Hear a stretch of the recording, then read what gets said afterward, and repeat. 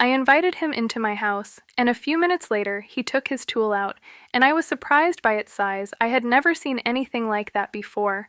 I am a quiet woman with homely habits. I have always enjoyed the serenity that my daily life provides, but today I feel the need to share something that has profoundly changed my perspective, something that happened on an ordinary day, but that took a surprising and unexpected turn. I need to tell this story, and I hope you listen to me without judging me, because what I am going to tell may sound unusual. But I want you to understand that I am only human subject to emotions and moments of weakness. It was a warm, sunny morning, and as usual, I was at home doing my household chores, the usual routine: sweeping, tidying, organizing, cleaning with the house, empty my husband at work, and my children at school. I take advantage of these moments of solitude to lose myself in music and the rhythm of the tasks, almost like therapy. I like to turn up the volume on the music dance while I move furniture and let the music lull me while I get rid of the dust and clutter. That particular morning, the music echoed through the corners of the house, and I was so immersed in my task that I didn't even hear the doorbell ring.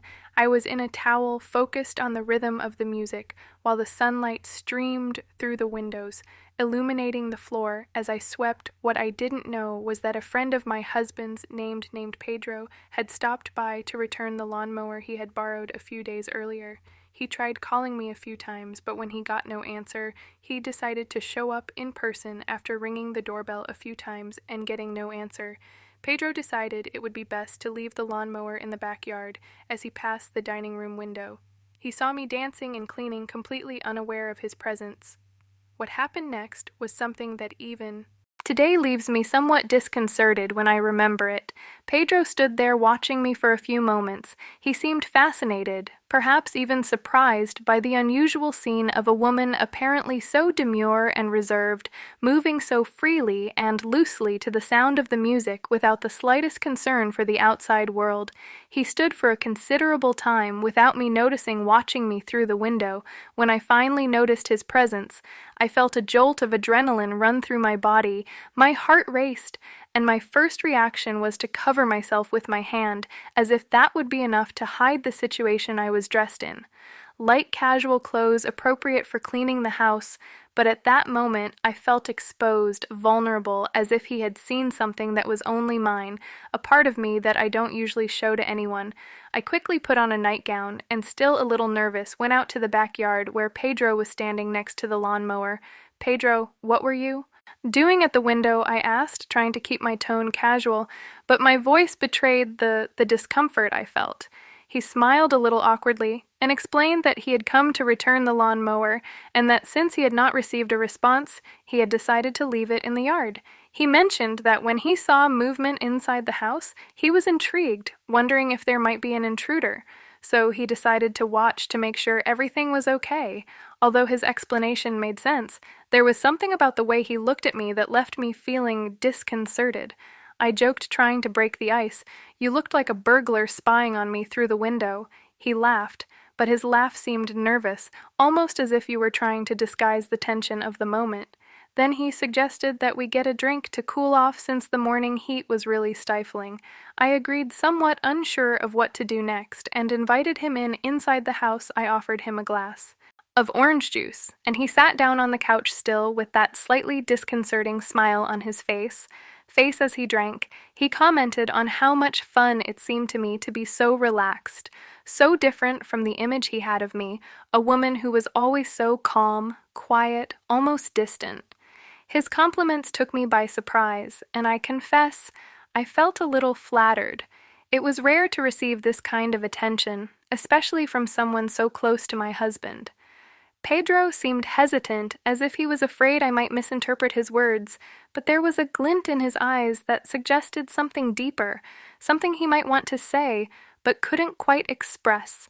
I tried to play it off, saying he was exaggerating and that it was just a normal day for me, but he insisted, saying that there was something about that morning, something about the way I moved, that had captivated him in a way he couldn't explain. It made me a little nervous. I knew I was starting to get into dangerous territory, and something inside me was telling me to stop the conversation, but at the same time, there was a curiosity, a growing emotion that I couldn't ignore. When he finally decided to leave, I noticed that he was visibly agitated. There was a tension in the air, and it affected me in a way I hadn't expected. I had never felt so watched, so desired, and it caused me a mix of discomfort and excitement. Pedro approached me once more, and this time before I could react, he kissed me. It was an unexpected kiss, and for a moment I was completely paralyzed. My lips parted slightly, and I let myself get carried away by the moment, something I never thought would happen. Soon after, I felt a wave of guilt wash over me. What had I done? How could I have allowed this to happen? But at the same time, there was a latent desire, something I could no longer control. Pedro seemed equally confused. He took my hand, apologizing repeatedly, and I just watched him, not knowing what to say or do. He knelt in front of me, asking for forgiveness. And in that moment, everything seemed so surreal. I offered him my childhood bracelet, which was on a nearby shelf, as a symbolic way of asking for peace, of trying to calm the situation. He took the bracelet and smiled, and that somehow eased the tension between us a little. We sat together on the couch, and for a brief moment we forgot everything around us. He put his toy soldier inside my doll, and that made me the most desired and loved woman in the world. For a moment I almost cried, but I realized that it had been the best thing that had ever happened to me. From that moment on, everything changed. Dormant for so long, I never thought I could feel so alive, so connected to another person, especially someone who wasn't my husband. But there we were. Pedro and I engaged in a game that somehow transcended the simple act of playing. It was as if we were exploring a new dimension, discovering a world that had always been there, but that I had never noticed. As time went by, I realized that I was more involved than I ever thought I would be. I felt like we were getting closer, and it scared me, but at the same time it fascinated me. When he finally got up to leave, I knew something had changed forever. I knew that somehow that day would mark a turning point in my life, something that could never be ignored again. We hugged goodbye, and as he walked out the door, I felt a pang of regret, but also a deep desire to relive it. It was as if a part of me had been awakened, a part one hadn't known existed, and now that it had been revealed, it could no longer be ignored. After that day, I kept thinking about everything that had happened. It was as if a new door had opened before me, and I was about to walk through it. After Pedro walked out the door, an uncomfortable silence settled over the house. The sound of the music, which had previously filled the room with joy and rhythm, now seemed to echo distantly, almost like a reminder that something inside me had changed. I sat on the couch, still a little dazed, trying to process everything that had happened. The heat of Pedro's kiss was still present on my lips, and guilt began to envelop me like a thick fog. What had I done? How could I have let myself get carried away like this? I looked around, trying to find some normality in the usual chaos of the house, but everything seemed different, almost as if the world around me had changed perspective. The guilt mixed with a strange feeling of excitement, something that deeply disconcerted me. My mind raced, trying to find justifications, reasons for what had just happened. It was a moment of weakness. I thought it was the heat, the music, the loneliness, but I knew I was trying to fool myself. What had happened between Pedro and me was not just a coincidence or a momentary slip-up. There was something deeper, something that had been building, invisibly, and now it was right in front of me, impossible to ignore for a moment. I thought about telling my husband everything, but the very idea made me shudder. How could I explain the inexplicable? How could I reveal that in a moment of carelessness, I had let myself be carried away by a wave of emotion that I had not even known existed? I knew that telling him would not only destroy the trust we had, but it would also forever change the way he saw me, and I wasn't ready to deal with that. I wasn't ready to face the consequences of what had happened in the days that followed. I tried to get back to my routine. I cleaned the house, took care of the kids, smiled at my husband, as if nothing had changed. But inside, I felt like there was an open wound, something that throbbed every time I remembered that kiss, that moment of intimacy with Pedro. I avoided him, of course. Whenever he came to visit my husband, I would find an excuse to stay away so I wouldn't have to face him, so I wouldn't have to deal with how he felt. Pedro seemed to understand Beau. He also kept a respectful distance, and although our eyes occasionally met, we didn't change a single word about what had happened. But even without speaking, there was a palpable tension in the air, something unspoken but clearly present between us. It seemed like we both knew that that moment was just the beginning of something bigger, something we couldn't just erase as time went on. I began to question myself even more. Could it be that that episode with Pedro had awakened something that my marriage had long been unable to do? I loved my husband, there was no doubt about that, but the routine had become so predictable, so mechanical, that I wondered if what had happened with Pedro wasn't my own subconscious, trying to show me something. There was an emotional void that I hadn't even known existed, and Pedro, with his casual and easygoing manner, had found a way to fill it still. Feelings of guilt and desire warred within me. I knew that what had happened could not continue. I knew that giving into this new reality would mean betraying everything I had built, alongside my husband and my family, but at the same time, the idea of returning to the monotony of my previous life terrified me. Was it possible to reconcile both worlds, live my life responsibly, but still find space for this new emotional discovery one night, while we were having dinner?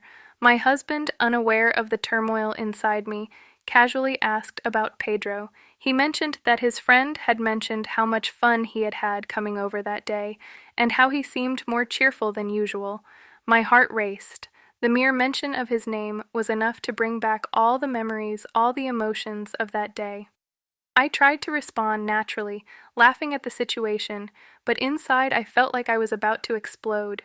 After that dinner, I decided that I needed answers. I needed to understand. What was really going on inside me? What did Pedro represent?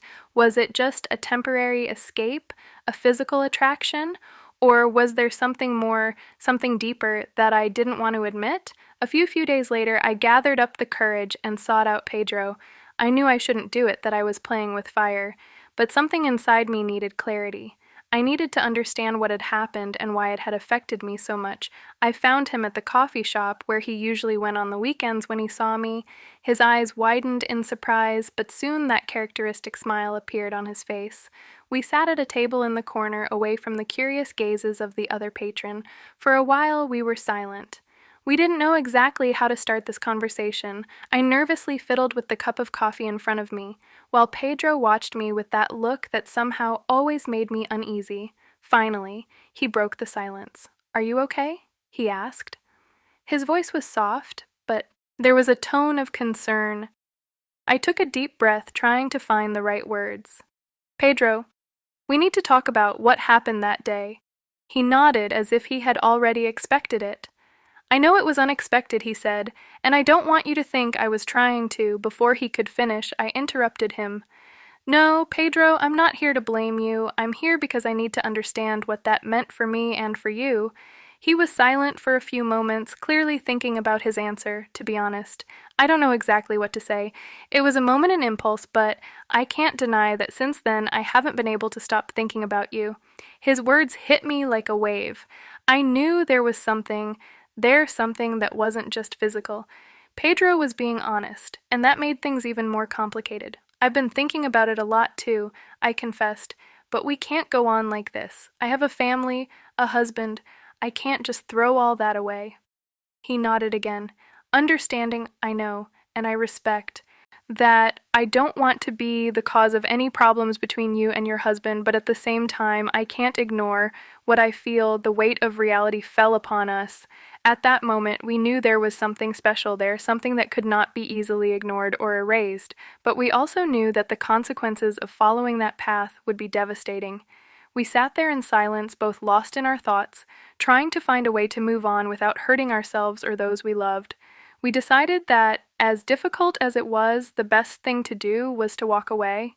There was no other solution. I needed to focus on my family, on my marriage, and he needed to focus on his own life. But that conversation, that mutual understanding, brought us both a sense of peace, as if we had finally closed a chapter that somehow needed to be concluded back to my daily life. I tried to bury the memories of that day with Pedro. Little by little, I returned to my routine, focusing on what really mattered, but deep down I knew that that episode that sunny morning had had left an indelible mark on me. A part of me would always remember Pedro, how he made me feel alive, wanted, but now, more than ever, I understood that some emotions, no matter how intense, need to be left behind, as it always does. My marriage continued, and I worked hard to strengthen the bonds with my husband, trying to rediscover what united us, what made us partners. But that morning with Pedro would remain forever as a memory kept in a secret corner of my heart,